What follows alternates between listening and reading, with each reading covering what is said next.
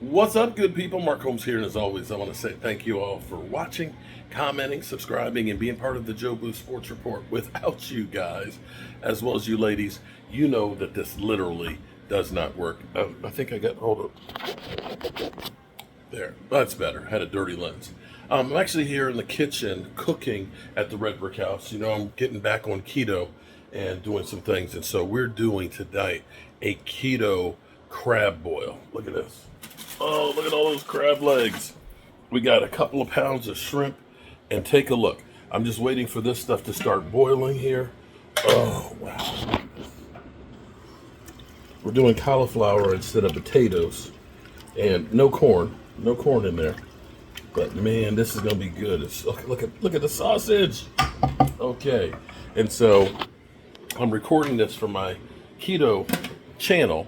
So if you're looking for some keto recipes and trying to do some different stuff, definitely check out Cooking and Tailgating with Joe Boo, because I do a lot there. So while I'm sitting here waiting, because that's a big pot, and I'm waiting for it to boil, I was looking at good old Bleacher Report, and they were talking about who would you rather pay $35 million? Jamar Chase or Ceedee Lamb? Interesting take, but I don't know that you're going to go wrong with either of those two. The 33rd something or other had posted on there about Ceedee Lamb, basically the catch percentage. And basically you got Justin Jefferson, Jamar Chase, and Ceedee Lamb that are literally like fly plate paper, that those guys don't have a lot of drops. Wish we could say that about Amari Cooper. Amari Cooper used to have quite a few drops. But be that as it may, you couldn't go wrong with having any of those guys. So looking at the numbers, Jamar Chase, who's had 1 year less than Ceedee Lamb, his numbers wise, he's about 1,400 yards behind Ceedee Lamb. He's averaging about 13.9 yards per reception. Ceedee Lamb has averaged 13 yards per reception. Ceedee, I believe, has 32 TDs. Jamar Chase is up there. He's got 29 in his 3 seasons. So you can look and say Jamar Chase is getting more TD passes than Ceedee, percentage-wise, than Ceedee is. But both of them are very good. So the question is do you believe one, the other, or both are worth $35 million? Right now, you're seeing the good old stuff where this is where it's fun for people to go ahead and make their list and come up with their predictions and things and say, here's a trade offer or a trade package for Ceedee Lamb, a number one and a player and this, that, and the other. So what I will say is the combination of Dak Prescott and Ceedee Lamb, and you can't separate the two of those guys together.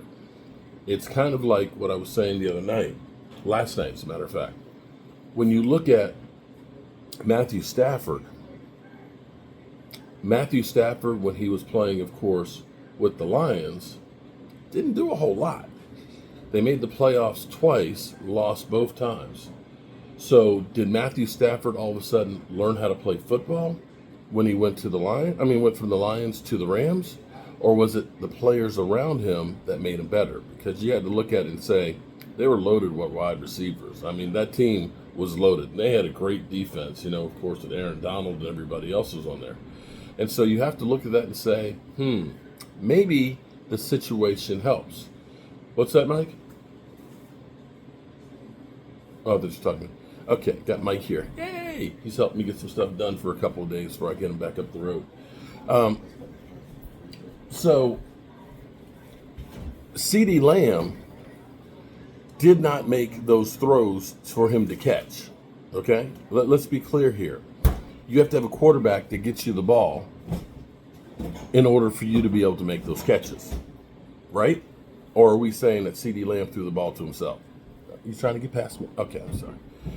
I'm blocking up the kitchen with my big behind. And so that's where you look at this and say, either you get rid of both of them or you keep both of them.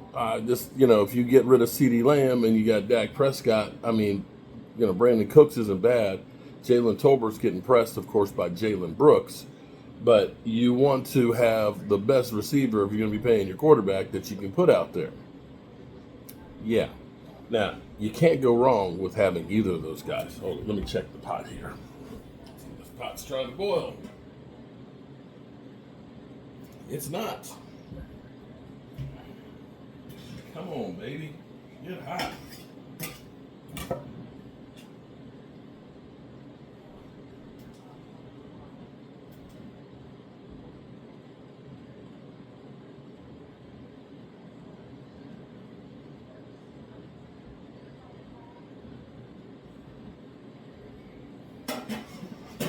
Something's going on here.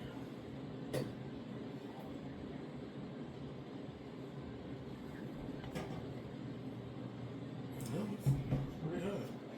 Let me flip over. Hold on. Sorry, change the burner, seeing if that helps any. For some reason, this watch pot ain't boiling, and I need it to boil. So, I just hope that the Cowboys get this thing done before training camp. I honestly believe that I don't want to go through what we did with Zach Martin, holding out. I think you need to have him there so we can hit the ground running.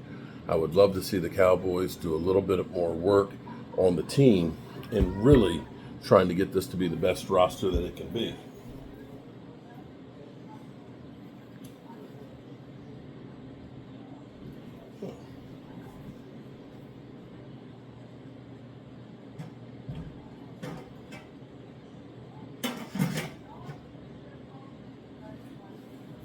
That's weird. I think it's the pot I have. Because the pot I have, it's like, it's not heating all the elements on here. And I'm trying to get this pot to boil. And it's taking forever. And I'm hungry. I'm real hungry. And you wouldn't like me when I'm really hungry. Anyway, that's what I have to say about that. I've got some conversation I want to have with you guys about one of the things that the Cowboys have actually done right. Cowboys get a lot of grief for all the things that they do wrong, but you got to give credit where credit's due, and it may give you some hope for this season. It really may. I know you guys are down on the Cowboys and down on Ceedee, down on Dak and everybody, but we're going to be okay. We're going to be okay. As we hear that Tua, who's lost all kinds of weight, it's not looking real good. When you hear that Jalen Hurts is having a hard time connecting with the offense that Kellen Moore is putting out there, and so on, there's an opportunity here. Peace.